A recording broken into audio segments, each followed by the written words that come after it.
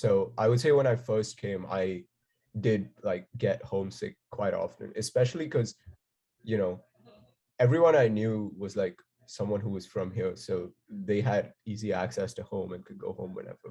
And Right. when they went home, I couldn't. So Mm. I felt that way like initially. But I feel like now I've kind of like adjusted Mhm. enough to the point where I, I I still get homesick, but it's not as often. Like it hits me once in a while, occasionally, but most of the time I'm doing pretty good. Like I have my own life here. I know how to, I have enough people now that, I can hang out with, just do whatever. So I would say like when I first came, it was definitely like a culture shock for me. Like even though even though UNC has like a good like Indian American population, Mhm. it was weird for me because the Indian Americans that I experienced over here are very different than the Indians that I'm used to at Right. home.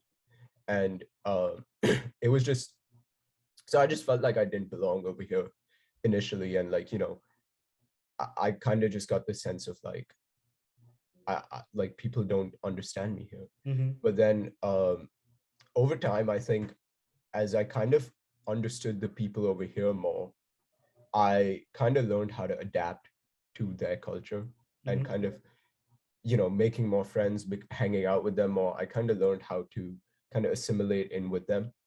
And now I don't have that feeling of, oh, I don't belong in either place. It's like I would say it's like I know how to kind of assimilate into both places.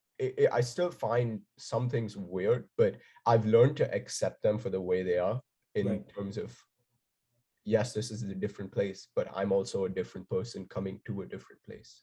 So it's like I just learned to accept them and move on and Mhm. just, take it as part of life.